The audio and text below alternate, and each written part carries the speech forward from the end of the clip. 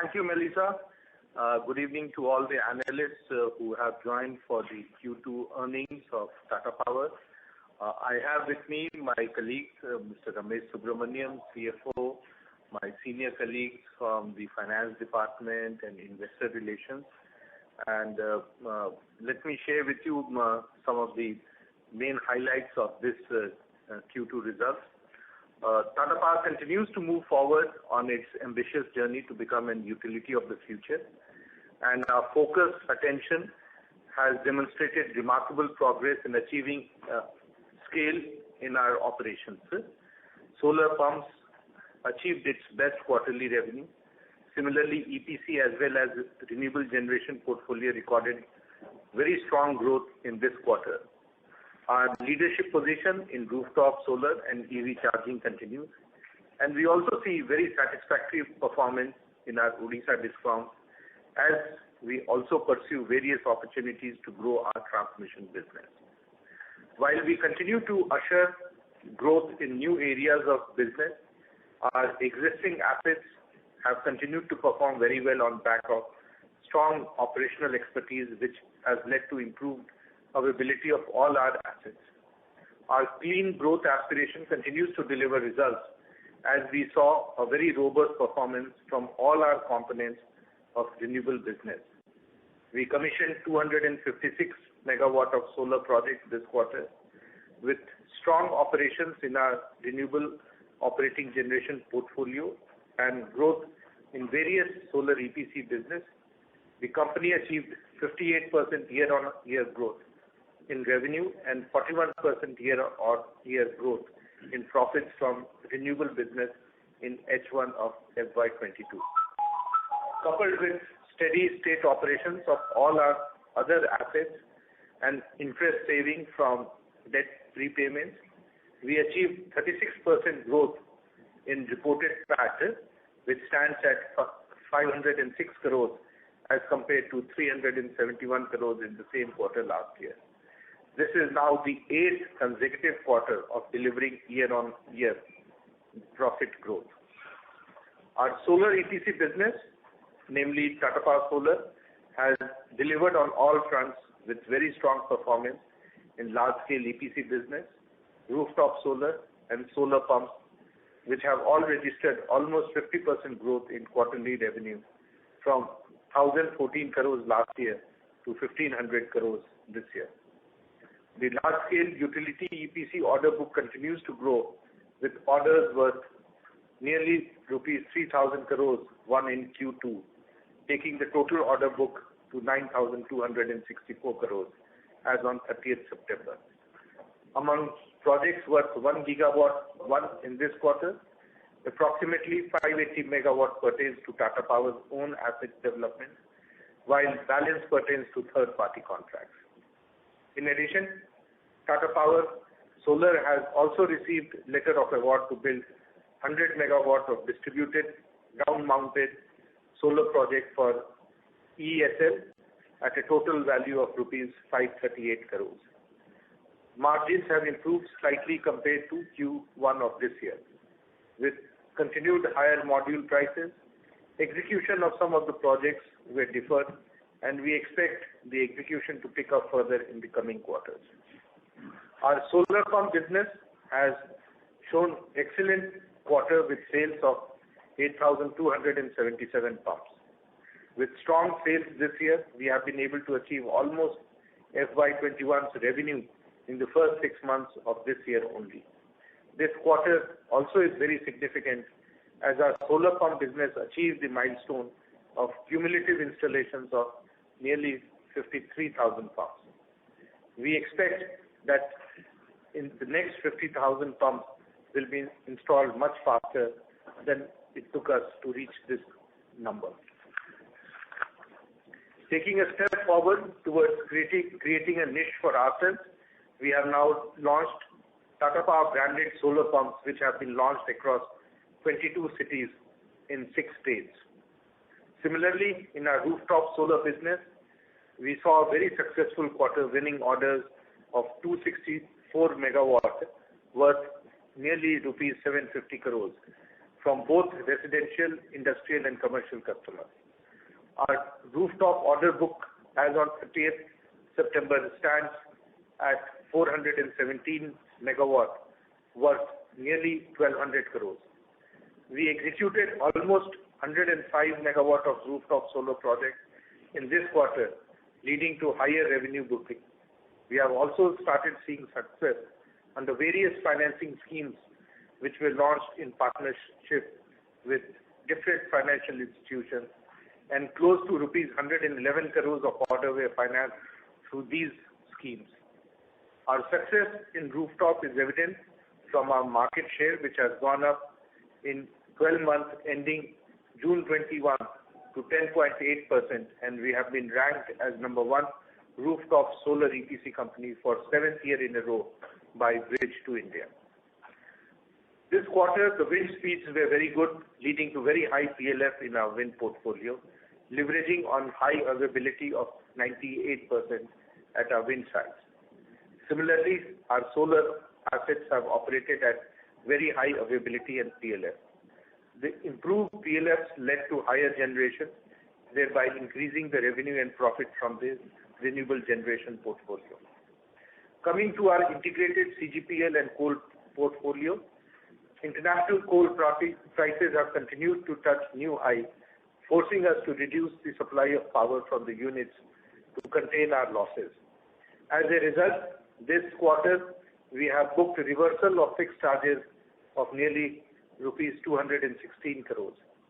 As the tariff lag unwinds and if coal prices come down and the existing arrangement of supplying at higher tariff to the beneficiary continues, generation can be increased in subsequent quarters. For the short term, we have agreed with the procurers on a one-time pass-through mechanism which will reduce the losses in CGPL. And we expect that this extension will happen from the existing 4 weeks to at least end of this year. On the other hand, due to the increased coal prices, the profits from the coal companies have increased, providing us a natural hedge against the under-recovery and losses in CGPL. Excluding the above provision in CGPL, CGPL and coal integrated portfolio generated a profit of 79 crores in this quarter compared to rupees 39 crores last quarter. We'll continue to do all that we can to contain the CGPL losses. As we had mentioned, last quarter the AT&C losses in the 4 DISCOMs increased because of the double blow of cyclone Yash and COVID-related lockdowns. Subsequently, another cyclone came over there, Cyclone Gulab, as also the flooding took place in many parts of Odisha.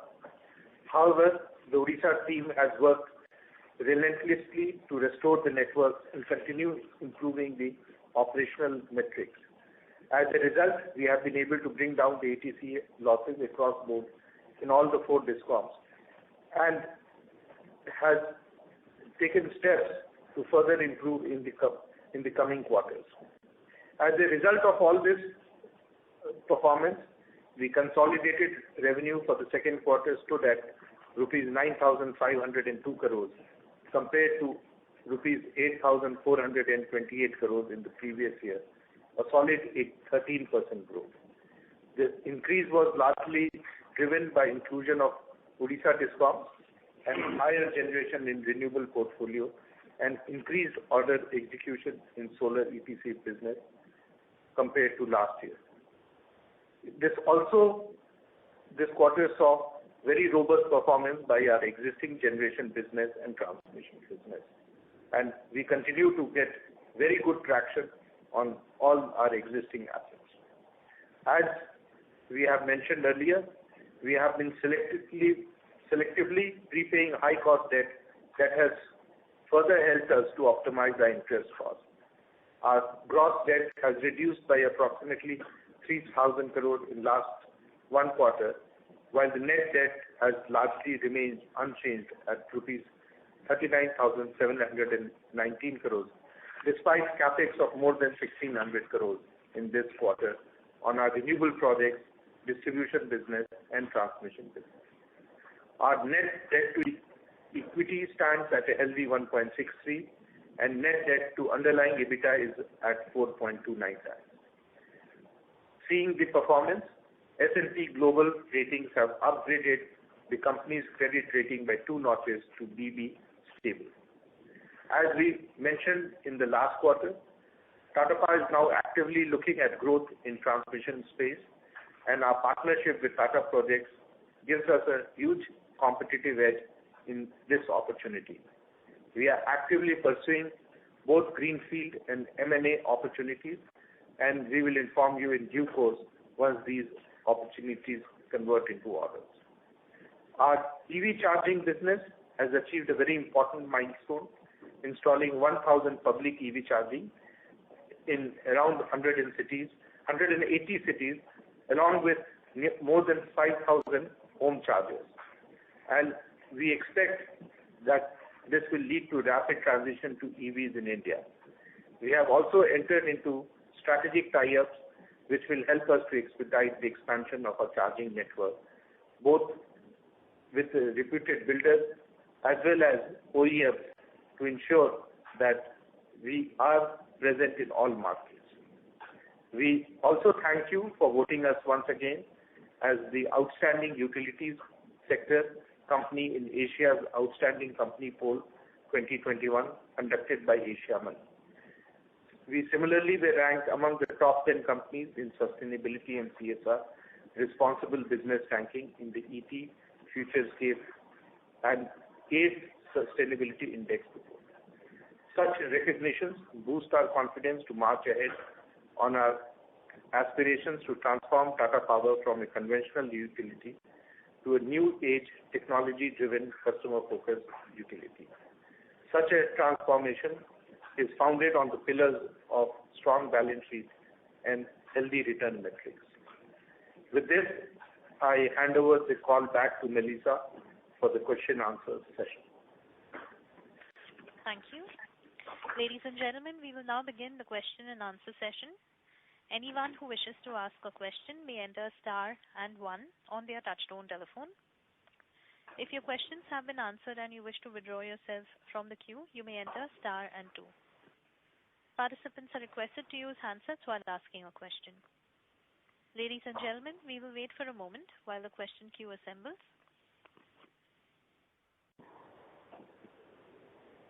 We have the first question from the line of Sumit Kishore from Axis Capital. Please go ahead.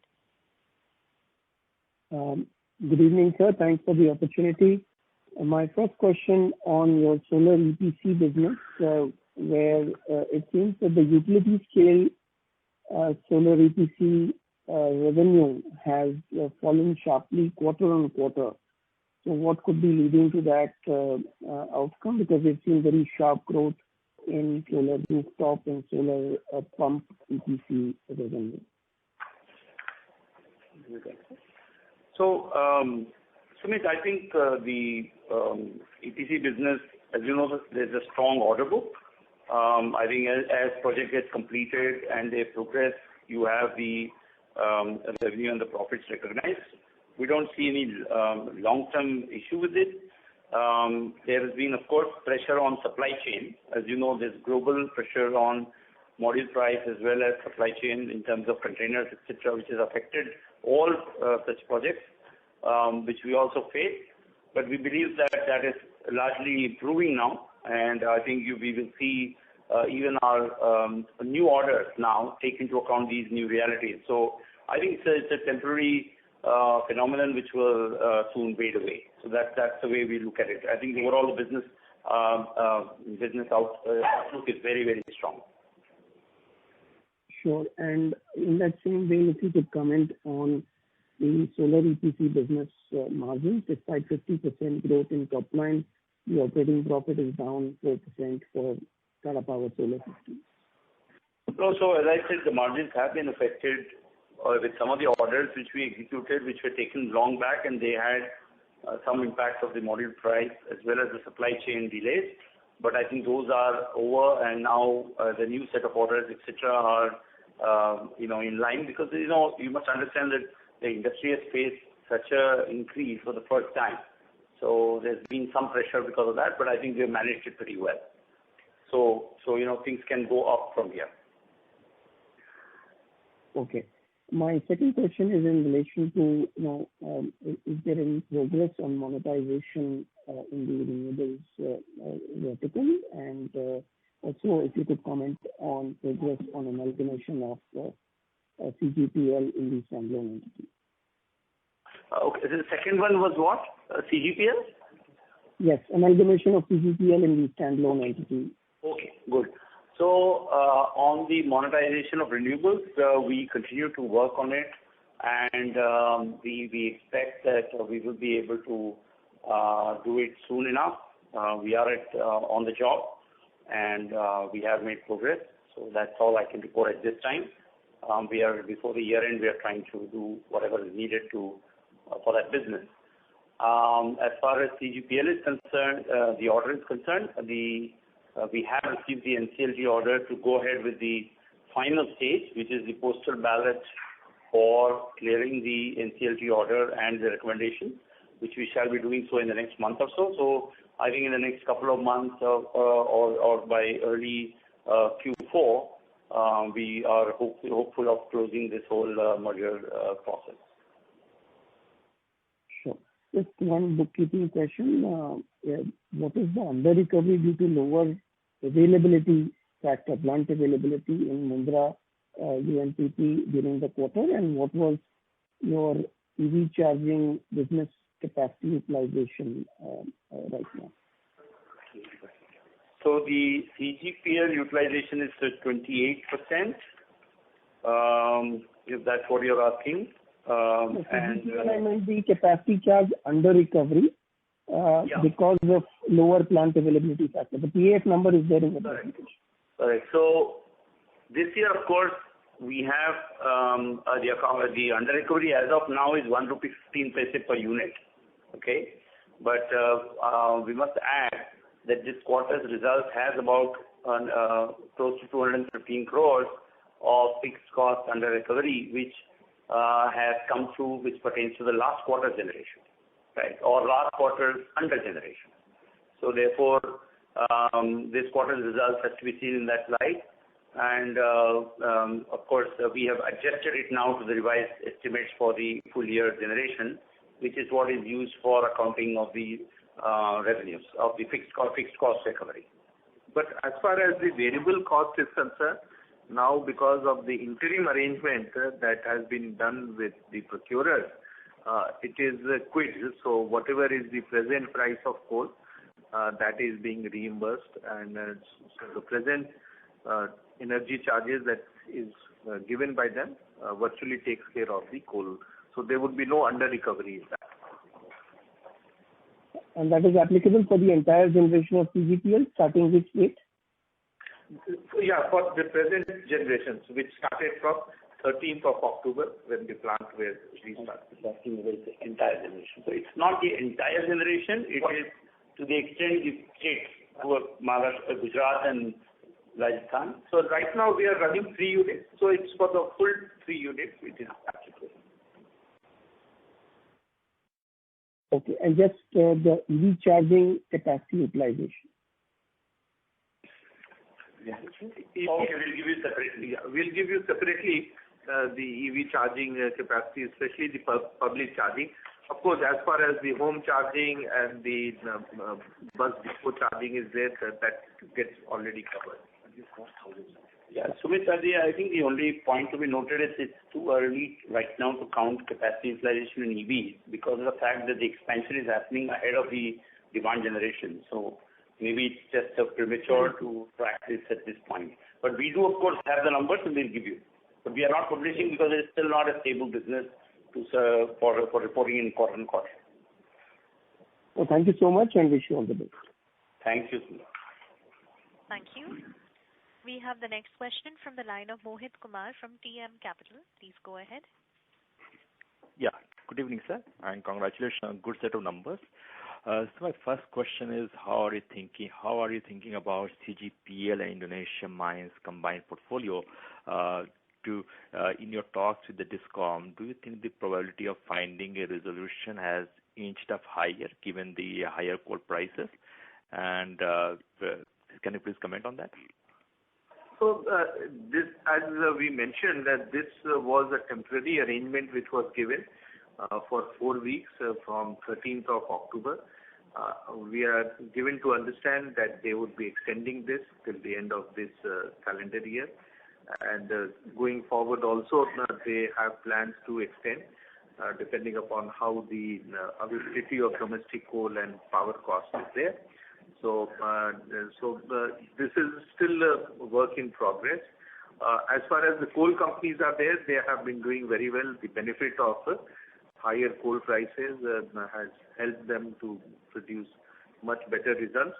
And we expect that in this quarter also, they will continue to perform well. So I think on an overall basis, as I had mentioned, we are better off because if we see the cluster of both coal and we have a profit of 79 crores if we remove the 216 crores that was an additional provision that we made in because of the previous. So my question was. So my question was more about finding a long-term resolution for Mundra. Let's see. We have now that the government has accepted the procurer, states have accepted the new revised tariff. We do expect that they'll like to find a permanent solution because the challenge of higher availability of power will continue in future with the restricted supply of domestic coal and the demand increasing, leading to very high tariffs in the day-ahead market. So I think there is a desire from both sides to conclude a arrangement which is acceptable to both parties. My second question on the coal mines under the new regime, which is likely to be, I think your KPC will get rolled over from December 21 under the new regime. When do we expect to get complete clarity on the new taxation structure? I think as present, Rukmini is foregoing 10% additional outgo from its PAT. Do you think, is this the regime which will be there? Can you please comment? So just to clarify, Avitman, we've already sold. We are in only process of collecting money, so that's certainly not part of our performance. As far as the KPC mine renewal is concerned, by end of this year, before the end of this year, we should have full clarity. In fact, there's only one item which is in discussion in the Indonesian political system, which needs a finality, where all other things have been sorted out in terms of terms and conditions. So we believe that that will be soon sorted out and before the December 21 expiry of the license.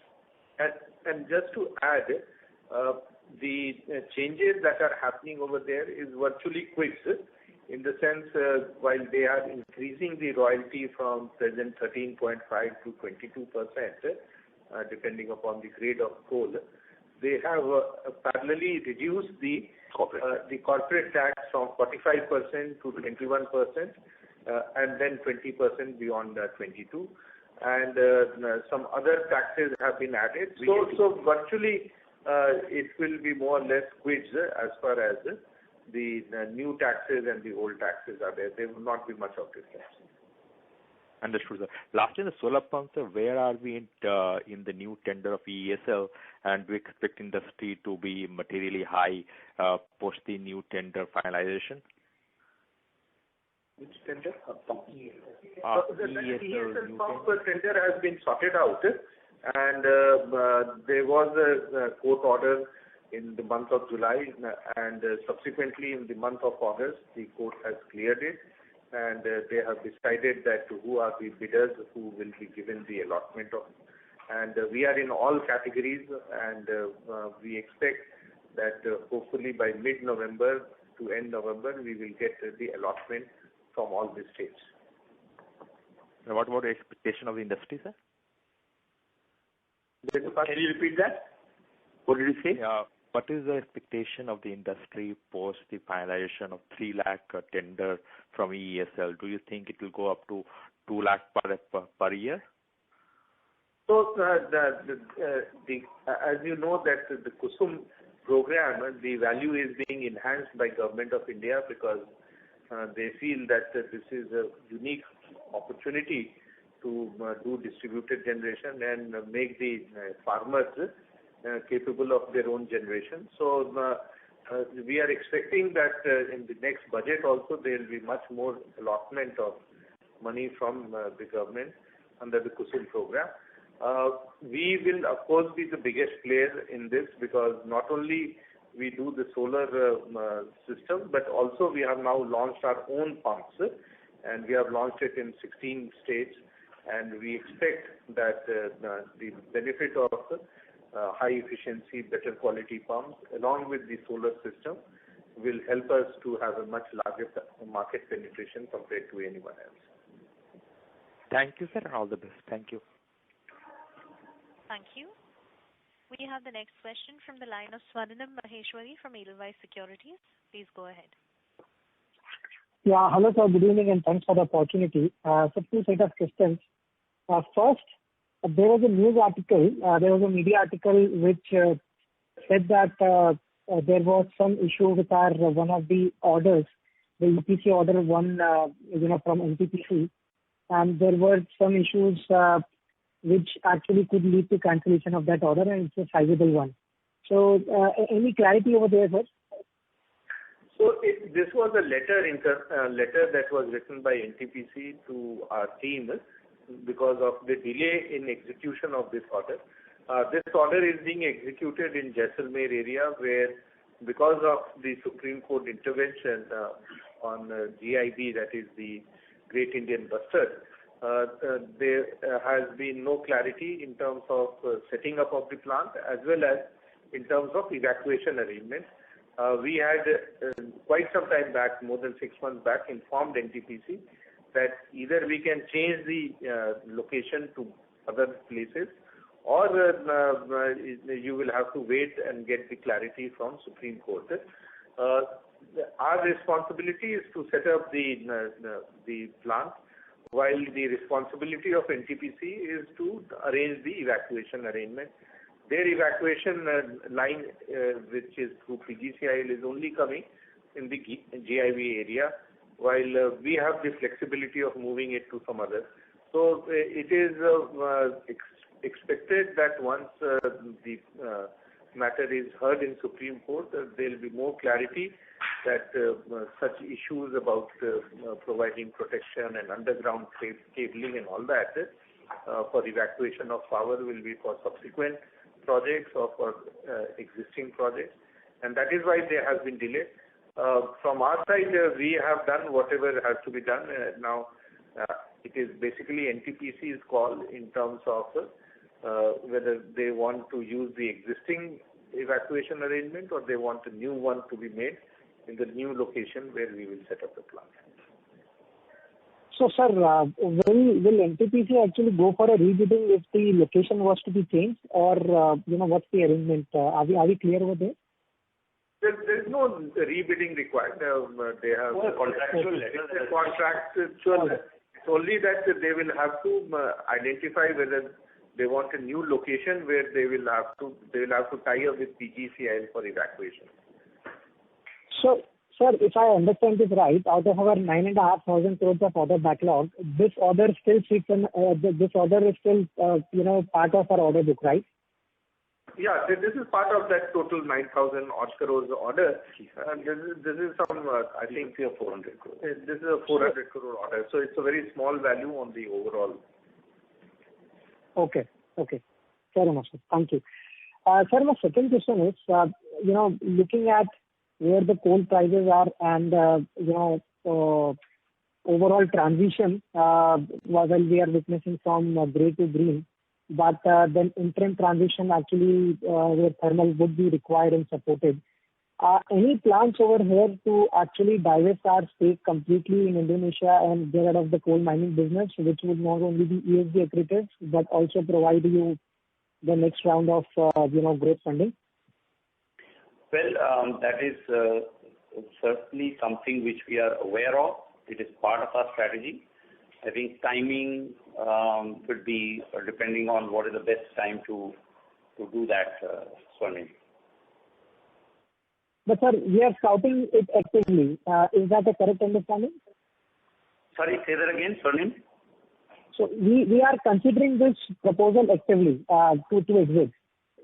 So this, you see, the moment we have announced our carbon targets as well as our part that we are exiting thermal, I think it is a corollary that all thermal assets would be under scrutiny depending on their contractual position.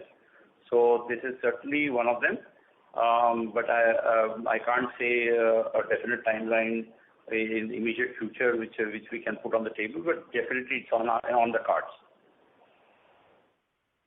Clear, sir. Thank you so much. Wish you all the best. I'll get back in queue. Thank you. Thank you. Thank you so much.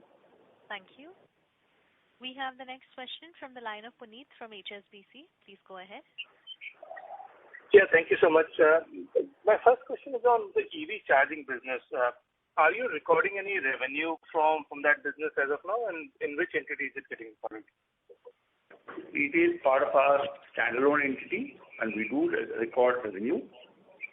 Right now, because of materiality, we don't report it. Understood. And what kind of capital allocation have you done for those 1,000 chargers in public space? It's a mix of own and franchise, but we would probably give you that separately. It's about, to my mind, it will not be more than 15 crores. So total 15 crores for 1,000 chargers? Yeah. Oh, okay. But our team will give you a little more detail on that. Right. Understood. And I think the plan is to go all the way to 100,000 chargers, and that will also be done in similar way, owned and franchising? Yes. We will have various other ways also, innovative ways to ensure that we have a capital-light business. Those are things which are evolving. Right. Understood. That's very useful. Thank you so much. This is only for public chargers. As far as home chargers and fleet chargers and bus chargers are there, that we get paid. That is one-time payment, right? Yeah. And also subscription model where we provide various services. So even for home chargers, there is a subscription model? Yes. Okay. Interesting. And can you give some unit economics for those per charger? What kind of payment? Puneet, I think Puneet, it's too early. I think we are on a implementation mode, but I think we will be able to share with you soon when we reach a certain level where the platform is in a shape that we could talk about. I would say margin targets. Right now, our whole emphasis is on first laying down the reach, building the platform, building the customer-related software. So I think it's just too early to talk about the unit economics right now. Okay, understood. That's very useful. Thank you so much. On CGPL, for the variable pass-through component, what kind of agreement have you signed with the states? Is it likely to get rolled over into next quarter as well, or is it a hard stop at the end of the year? So right now it is more a temporary arrangement through not a formal contract, but just a intimation from the government on the pricing, as Dr. Sinha explained. So we have been given a price based on the current coal price, is the last month's import price, and therefore we have full recovery. And we expect, probably because of the ongoing situation, maybe extension for some time. And Gujarat has clearly given that in writing, apart from a couple of other states. But whether it will be extended for a longer period, I think we will come to know. But until the situation improves on the ground on overall coal, we expect maybe this kind of interim solution to continue. So basically, for 66% of your volume, there should be no under recovery for the current quarter. That's what we're trying to do. Understood. And on this fixed capacity, in fact, whatever we are generating, there is no under recovery for that. Okay, even for the other states? So since we are not generating, there is no question of recovery. So whatever we are generating, there is no energy charge under recovery. For the 3 units, 66%, which you said, for that there is no under recovery. Okay. And on capacity charges, is the under recovery likely to happen this quarter as well? No, being the Q3 you are saying? Yeah, Q3. So the way it works is every quarter you take a view on the annual capacity utilization or availability, based on which you book your capacity revenue. So as long as we stay within the estimate that we have put out now for the revised year, for the full year, we will not have further under recovery. And we believe that we have a strong chance that we will not have further under recovery. But what really was the reason for an under recovery in Q2?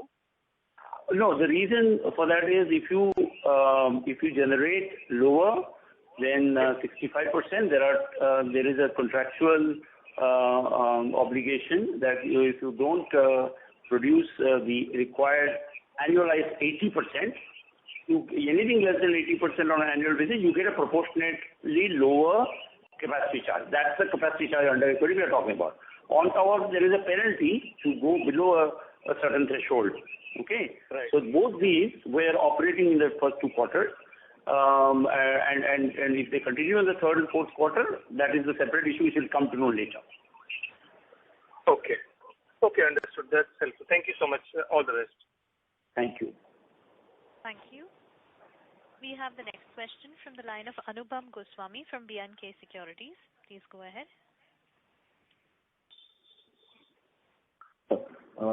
So my first question is on the normative tariff on the Mundra. It's just a follow-up on the previous question.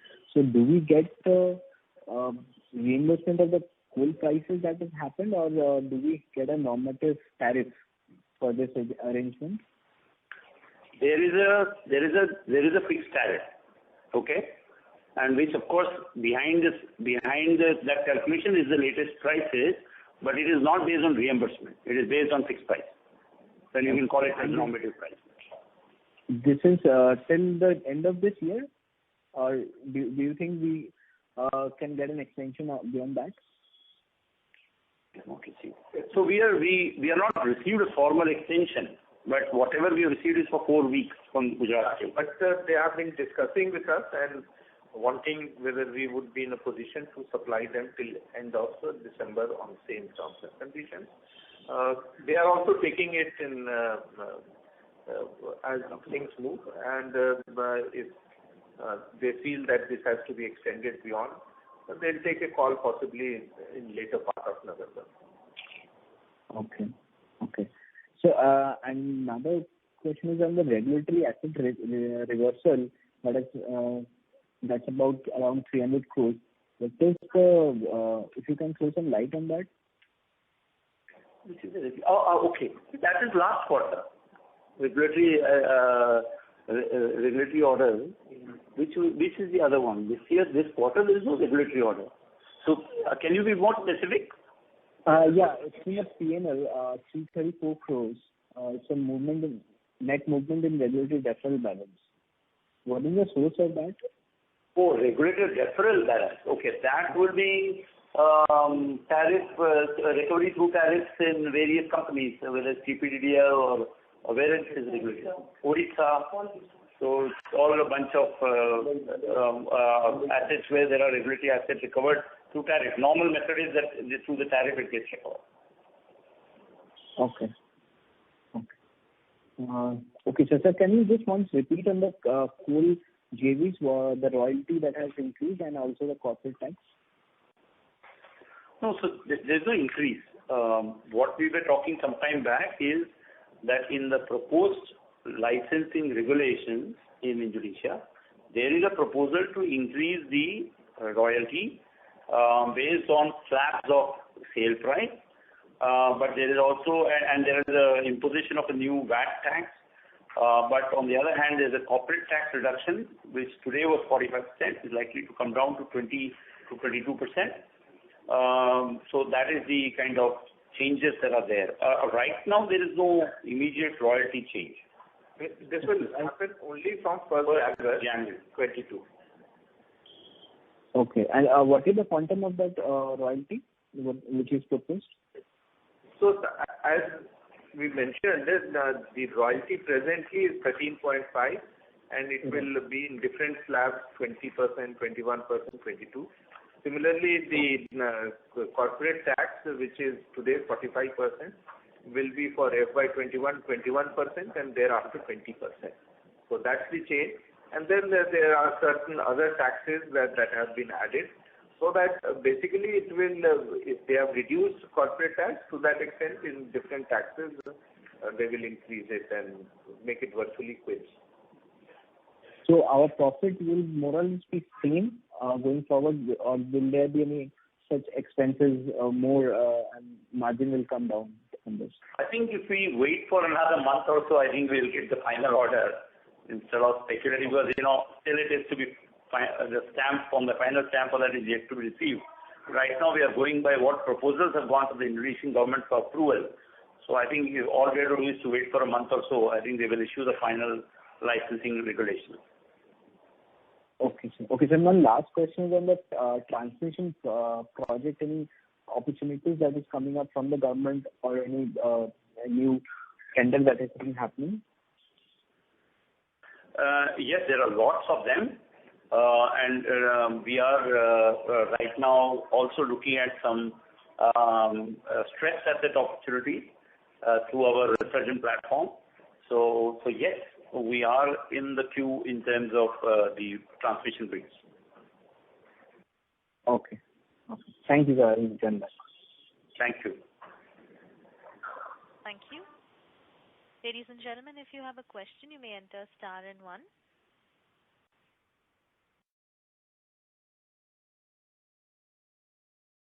We have the next question from the line of Apurva Bahadur from Investec. Please go ahead.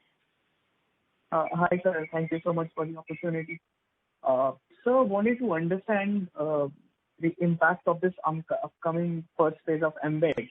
So I believe Mundra will be under this ambit, given it's a central generation printing station. So what impact do you foresee, given on the PPA level that our tariffs are quite low? So, sorry, what did you say? MD? The MBED. So what I know is Mundra would be under the ambit of that? Oh, no. It is tied up power, no? Yeah. This is not that on day ahead we are selling any power. It's only whatever is allocated to them, that much quantity is being given to them, with the proviso that if any other state wants quantum in view of the other, they can take. But definitely not in the market.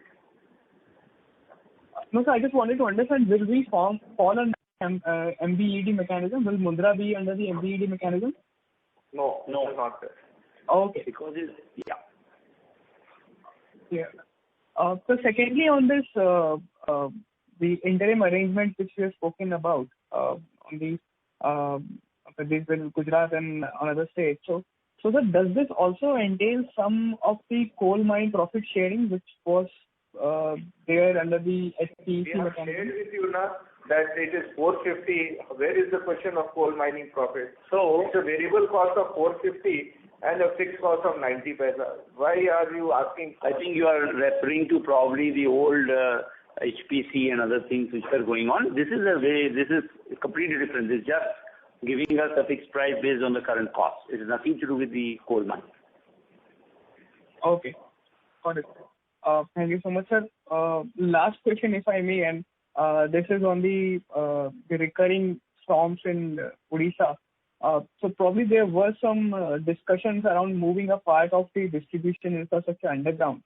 Do we see any of that happening, or will that entail an additional CapEx opportunity for us? Sorry, which distribution thing? Sorry, can you repeat? Odisha, so moving a part of the Odisha distribution infrastructure underground to basically offset or reduce the impact of recurring cyclones. See, what happens is, because of cyclones coming in certain areas, the government of India and the Odisha government have been discussing that can we move some of the. So if that thing happens, then the government gives the contribution for carrying out any work like that, and that will be executed by us, and we get a certain percentage for execution these government-funded projects. Okay, sir. Thank you very much. I'll get back in this. Thank you. We have the next question from the line of Nawaz from Ashika. Please go ahead. Yes. Actually, I just had one question regarding EPC execution. So the thing is that going forward, how exactly should we look at it in terms of execution of the orders and the margins as well, particularly from Q3 onwards? We see like a sequential improvement immediately for Q3 versus Q2, or would it still take some more time for the older orders to get executed, and then gradually you would see like a high single-digit kind of a margin? I think our long-term target on margins will be, similar to last year and higher. But there is as I described, there is a temporary pressure on the supply chain, and the newer orders would pick up. And if your question is, when will the older orders end? I think there is a gradual end in this year, and some of the orders which you got in the recent past would all be materializing in the next 6 to 18 months. So you will see that recovery back. And also, you need to consider that in the last quarter, the manufacturing capacity of modules in China increased by 27 gigawatt. And that's a huge quantity of add-on capacity that has happened. And for them to ensure that their capacity is fully utilized, we expect the prices will come down. So this is a function of demand and supply. Now that the supply is more because of new capacity additions, we expect that, especially from quarter one of FY22, calendar year FY22, we will start seeing the prices softening. We have already started seeing prices of containers going down, which had in between gone up very much. So also we will start seeing the changes even in the prices of modules and cells. Okay. Also, one more question I had regarding... Operator, Mr. Nawaz, please come close to the instrument. The audio is slightly low from your line. Sorry about that. Yes, so my other question is actually regarding the overall emphasis on domestic content requirement. So has there been any issues in terms of either cost or availability, especially in the solar pumps? Has there been any issue on solar pumps or, for that matter, rooftop solar on that part? So as we had shared with you earlier, we expanded the capacity of our solar manufacturing in India. So from 270, we went to nearly 540. And similarly, the old line, we have now reinstalled that with some changes. So we have adequate capacity for cell and modules at our Bangalore capacity plant. And that is more than adequate for meeting the local domestic obligation for the CPSU tenders, including solar pumps and rooftop solar. Okay. I think that, that resolves my question. Thank you. Thank you. We have the next question from the line of Swarnim Maheshwari from Edelweiss Securities. Please go ahead. Yeah, thanks for the opportunity again. Sir, sorry to harp on this. There have been many questions on Mundra. I just want to understand one thing. This 216 crores of fixed charges reversal, fixed tariff reversal, this takes into consideration our new our new PLF for the entire year. Is that correct? Our revised availability estimate. Correct. You're right. Sorry, new availability for the entire year, right? Correct. And we are hoping that availability will not be way off. Okay. And would this also include all the, contractual penalties as well as SEB penalties? Because now I believe if we are at about 65%, so the penalty amount would also reduce substantially. So I must tell you that we have already provided for penalties in this quarter up to date. Okay. So that has already been provided. So therefore, only for the coming quarters, that if we fail, that we will have to provide for it. Okay. So, sir, apart from the interest cost, can we say that broadly then, this is just going to be a cash loss equivalent to the interest cost loss for the second half? Good question. Equal to the interest cost. Using my EBITDA is enough to cover interest cost. If the plant doesn't run, then so you are saying EBITDA would be zero? Is that what your question is? Yeah, because our tariffs will be covering and. Okay. No, sorry, you are right. If the future generation that's going to happen in the next 2 quarters, the reimbursement is full to the extent of the actual cost, which is there today this month. But we can't say that for the future months. But if that is the way it's extended, certainly it will be there. On the fixed charges, if we have a extra cost due to penalties or any other thing, then that would be extra charge. But by and large, you are right. If we are continuing to get reimbursement, which is close to the market price of coal, then we would have a zero EBITDA and therefore only the interest. Fair enough, sir. Got it. This is clear now. Thank you so much, sir. Thank you so much. Okay. Thank you. We have the next question from the line of Ankur Deore from Bank of America. Please go ahead. Hi, sir. Thank you for the opportunity. Sorry for the repetition. I understand there was a question earlier on your EV charging business on overall unit economics. I do understand it's difficult to share given the early stage in terms of margins, profitability, etc. But, sir, would it be possible to share anything on the revenue side, the way you shared for some of the other businesses like rooftop solar and solar pumps, etc.? Any details on that? Well, it's not about sharing, but right now we believe that this is probably we will discuss and decide from which date we will start doing. We want to just build first the base level setup, and I think that then it's worth talking about revenue as well as utilization. It's not that we don't have the numbers, but we feel that this is not the comparisons will not be right. But we'll try and see how early we can start putting those numbers. All right, sir. Thank you very much. Focus is really network expansion and building the entire customer service network. So as you can see, that's an ongoing project right now.